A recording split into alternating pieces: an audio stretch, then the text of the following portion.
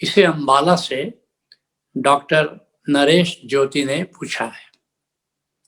पूछते हैं, ईश्वर ने दुख की रचना क्यों की? डॉक्टर साहब, इसे तो आपको ईश्वर से पूछना चाहिए। मैंने तो सृष्टि नहीं बनाई है।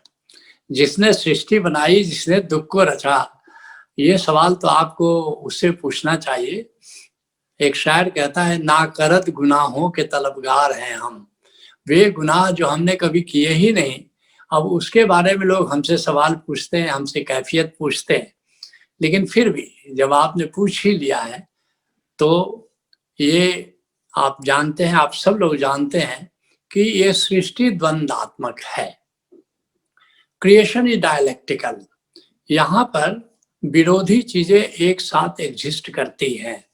यहाँ दिन है तो रात है, पुरुष है तो स्त्री है, जीत है तो हार है, सफलता है तो असफलता है, निंदा है तो प्रशंसा है। विरोधी चीज, कॉम्प्लीमेंट्री चीजें एक साथ एग्जिस्ट करती हैं।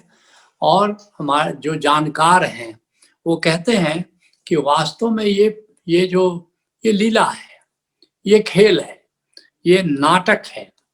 और वैसे भी जो जीवन है, वो जीवन जो है एक नदी की तरह है। जब तक दो तट नहीं हो तब तक नदी में बहाव नहीं हो सकता, नदी में धार नहीं हो सकती। इसलिए अगर हम चाहते हैं कि हमारे जीवन की नदी बहती रहे तो उसमें अनुकूल और प्रतिकूल दो तट होने बहुत जरूरी है। वैसे भी अगर हार हो ही नहीं तो हार के बिना जीत का क्या मजा है, बताओ। अगर ब्लैक बोर्ड नहीं है तो चौक से सफेद पर लिखोगे क्या? तो कंट्रास्ट थोड़ा होना चाहिए, क्योंकि अगर जीवन में कभी तुमने हार देखा ही नहीं तो जीतोगे तो उसमें जीत का मजा क्या होगा, बताओ। उसी तरह से दुख के बिना सुख नहीं हो सकता। और नाटक, जैसा मैंने कहा कि क्या है, सृष्टि लीला है, खेल है, एक नाटक है।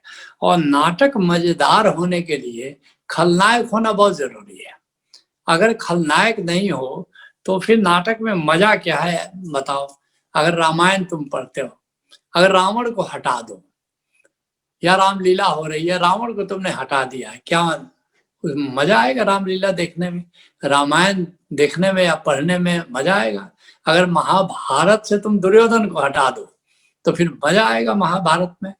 चलो वो तो दूर की बात है। वो तो परमात्मा ने राम बनाया तो रावण भी बना दिया कहोगे, कृष्ण बनाया तो दुर्योधन भी बना दिया। वो तो परमात्मा ने बनाया। जो सवाल पूछा कि परमात्मा ऐसा बनाता ही क्यों है, मैं आज की बात कह रहा हूं। आज लोग फिल्में बनाते हैं, आजकल लोग टीवी सीरियल्स बनाते हैं, आज बना रहे हैं। उस जमाने में तो परमात्मा ने बना दिया। देखिए, आज जब तुम मनुष्य बना रहा है, एक लेखक उपन्यास लिख रहा है, कहानी लिख रहा है कहानीकार, या कोई फिल्म बना रहा है डायरेक्टर, या कोई टीवी सीरियल बना रहा है, तो और पहले जमाने में तो कम खलनायक होते थे, एक खलनायक प्राण होता था। महिलाओं में तो खलनायिका एक लीला पंवार या पता ऐसे कुछ नाम था उसका, वो हुआ करती थी। आजकल के टीवी सीरियल देखो जरा, पूरा का पूरा एकदम खलनायक और खलनायिकाओं से भरा हुआ है।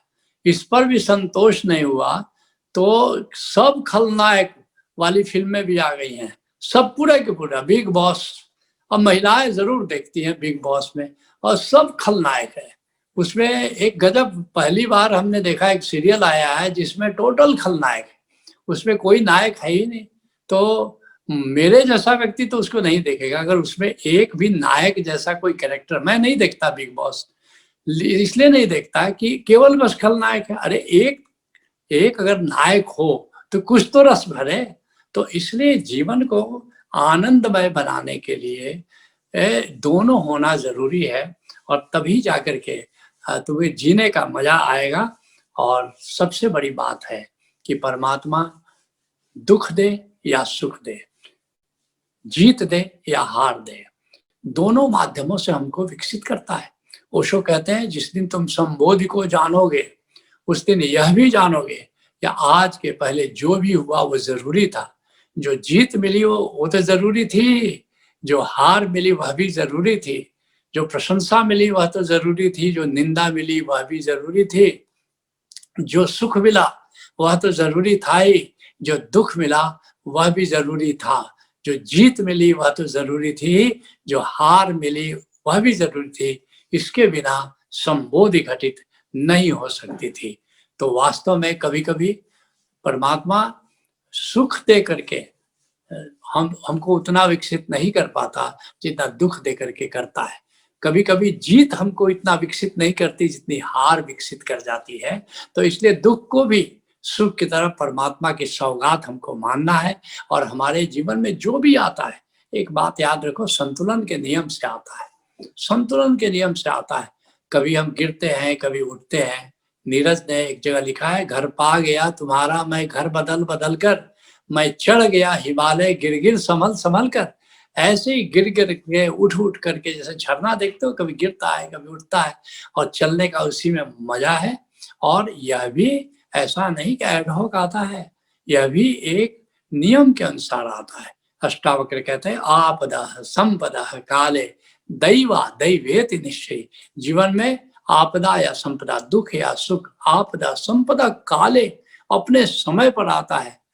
दैवा दैवेति निश्चय, दैव योग से, दैव नियम के अनुसार आता है। और कहते हैं अष्टावक्र, इसे निश्चय पूर्वक हमने जाना है, कोई कल्पना की बात नहीं है।